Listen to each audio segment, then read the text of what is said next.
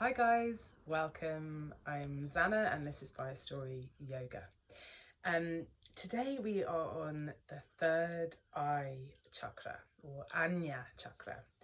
And today you're going to need some incense and a candle as always. You're also going to need a bolster or some cushions.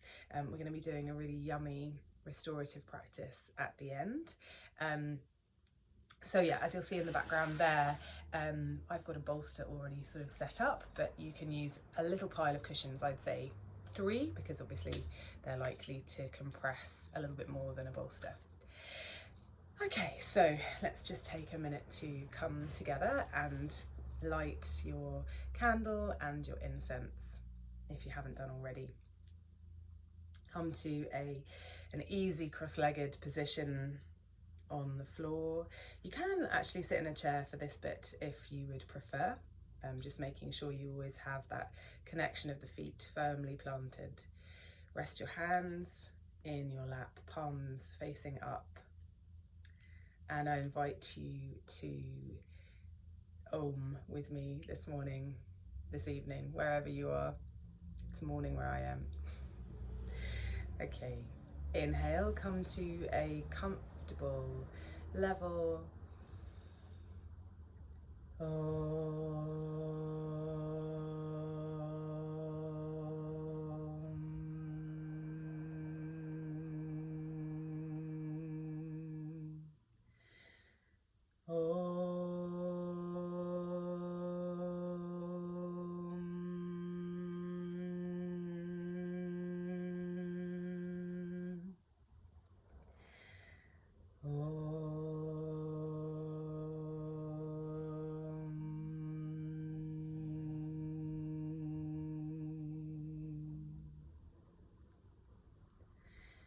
So Om is actually the bija mantra for the third eye chakra. So if ever we want to connect with our third eye, our intuition, that's what the third eye is, the seat of our intuition, then chanting Om is a kind of fast track way of getting there. Okay, so let's talk about this idea of it being the seat of our intuition. If our eyes, our normal eyes, see difference, then the third eye sees connection and integration. That idea that quite often our eyes make snap judgments and can sometimes see things that aren't even there. The idea of walking along the path and seeing a coiled rope as a snake, or, you know, that kind of thing. We don't often see with our eyes the full extent of what there is to be seen. The third eye, if we can open our third eye, it basically enables us to see further, to see with more clarity and to see intuitively. So the third eye, the planetary influences that we have at the third eye are the sun and the moon, which is fantastic for us as yogis because the sun and the moon are representative of our masculine energy with the sun and the feminine energy with the moon. And it's the idea that those two energies at this point in the chakra system, after you've done all of the work to get here, are level, are in equal measure, that we need the strength of the masculine energy, the heat of the sun, and we need the coolness and calm of the feminine energy, the tranquility of the moon, and we need them to come together and work together. And of course, as yogis and in yogic psychology, the moon and the sun are symbolic of our unconscious mind and our conscious mind. And that's the whole work of the chakras. That's why we use this system, is so that we work our way through the different levels of consciousness and we become more conscious of ourselves and our daily patterns and our patterns as a whole, the ego patterns that we've spoken about before, our learnt behaviour. So when we have developed our ability to tune in consciously to who we are and how we behave and what makes us tick, then we can tune into our third eye. We can open our third eye. It's symbolic of conscious awareness in that sense. And that means that we are able to tune in to our viveka, our discernment, that bit of us that in the intuition kind of can thrive, basically. And the only way the intuition can thrive is if we are conscious of the patterns of our conscious mind, if that makes sense. If we become aware of the chatter in our mind, the loops of chatter, the loops of behaviour that go on in our conscious self. And if we're aware of that, then we can do practices that quieten that. And once we've quietened that chatter of the mind, of the conscious mind, then we can listen to the intuitive voice of the unconscious mind. And that manifests itself as subtle feelings, subtle kind of, feelings, emotions, sort of senses, if you like. It's far more a sensory thing. You'll all have had that, I'm sure, like, I don't know, about a person sometimes, a little intuitive voice that just kind of goes, I'm not sure about this person. Or you're walking home along a road and you think to yourself, this isn't the right road for me to walk down, like, it's not right. And that is your intuition, and it's a wonderful thing. And when we're in tune with that, as I mentioned before, that little word viveka, which is ultimately discernment.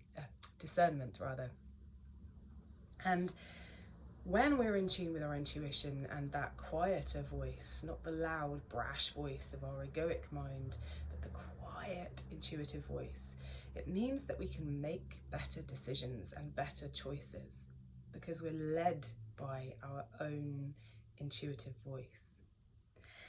And when we are able to make better choices, good choices, it means that we can consciously lean towards the light far more readily. And that's the work of the yogi, to spend our time trying to make sure that every choice we make, the choice of the words that we use, the choice of the people who we hang out with, the choice of the food we eat, we try and make sure that each of those choices leads us further towards the light, whilst still appreciating that there is dark as well, and there's importance in that darkness. Going back to that sun and moon metaphor, we have to have both. How can we decrease that chatter of the mind? Well, of course, with our yoga practice. So meditation is one thing that really, really helps to quieten the chatter of the mind. Mantra, we've talked about before, how if you tune into a mantra, it overrides. It's very difficult to think about anything when you're chanting a mantra. And we can use pranayama. There's a particular breathwork exercise that is really good for this. It's called Kapalabhati. We're not actually going to do that today. What we're going to do is we're going to do a child's pose exercise, a restorative child's pose, where we come to rest. You can either do it on the floor if you want to, so that you actually connect that area in the middle of your forehead to the ground, or you can come to a more restorative pose here with the bolster. So grab your cushions and come on over to the mat. So yeah, just take a normal child's pose where your toes are going to touch, your knees are wide enough to fit your torso down through, but also if you're using a bolster or some cushions, the knees need to go just either side of the bolster. And basically you're just going to walk yourself forward and relax your torso on top of the bolster, and your head also should be able to just sit very comfortably just on top of the bolster there. You can turn your head to one side here, and then halfway through the practice we'll turn the head to the other side. If you're not using a bolster, and if you're just choosing to connect your forehead to the floor, then that's absolutely fine. Just stay with your forehead connecting to the floor. So walking the hands forwards, relax the torso onto the bolster, relax the head. If you want to, you can turn your palms up, which is both a symbol of offering and of receptivity. And stay here. As always, I'm going to come back up here so I can talk to you properly. You stay in your position, leaning over the bolster. Allow the bolster to take your weight fully and feel connected there. Tune into your breath here. Allow yourself to relax and be still. It's the stillness that we need. The stillness is what enables the constant whirring and chatter of the mind to cease or desist. Just be a bit quieter.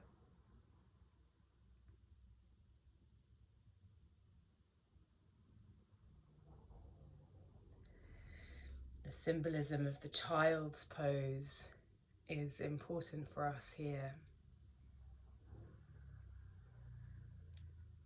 When we are in childhood, we've yet to create those hardened behaviour responses, those karmic loops that we've talked about before, to do with the ego.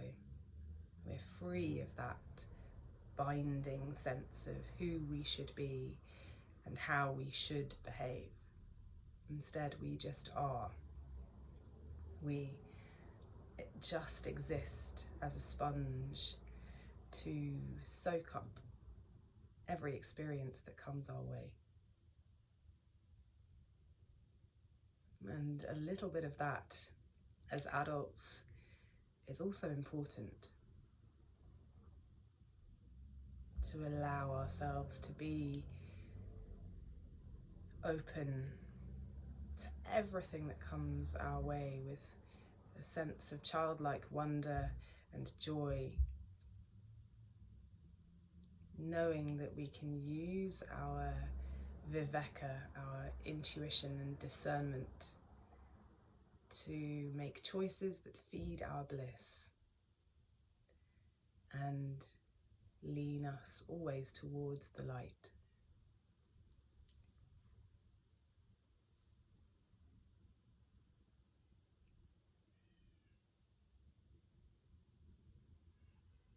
Use this moment to shed the constructs, the expectations,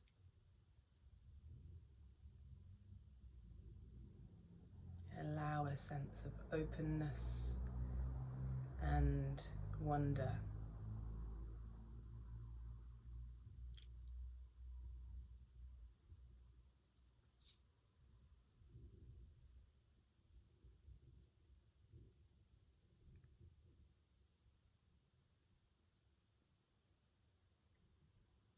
Be still.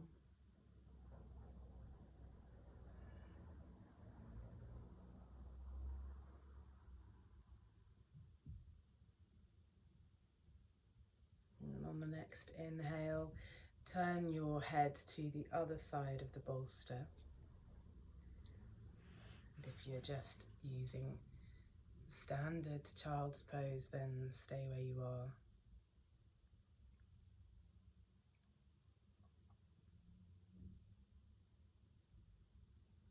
connection to your unconscious mind, your divine feminine and seat of your intuition.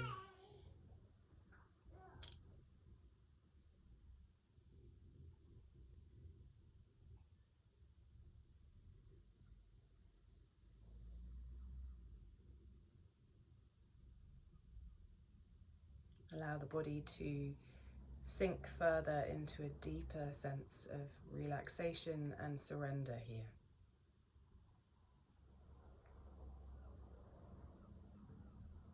Allow the bolster to take your weight entirely.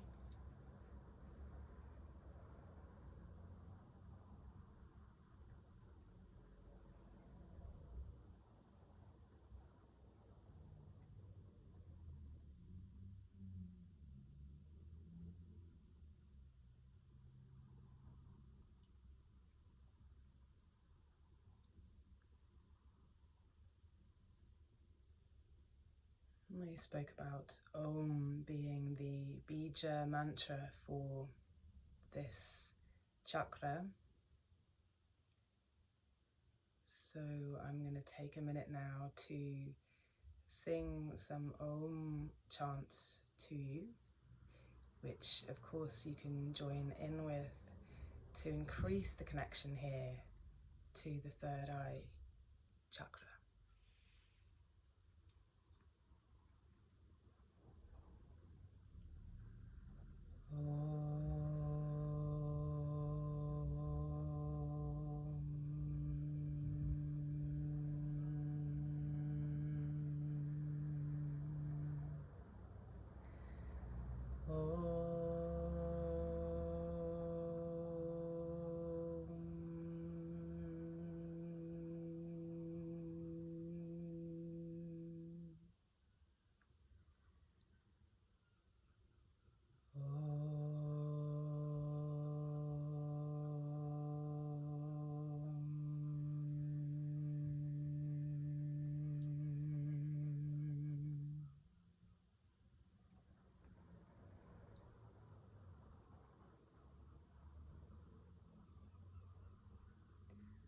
We gently bring the feeling back into the fingers and the toes.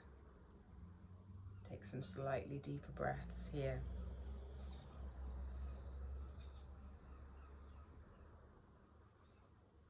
And in your own time, make your way to an easy cross-legged position.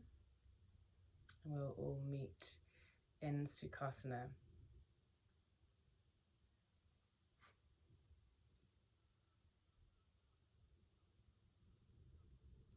Inhale,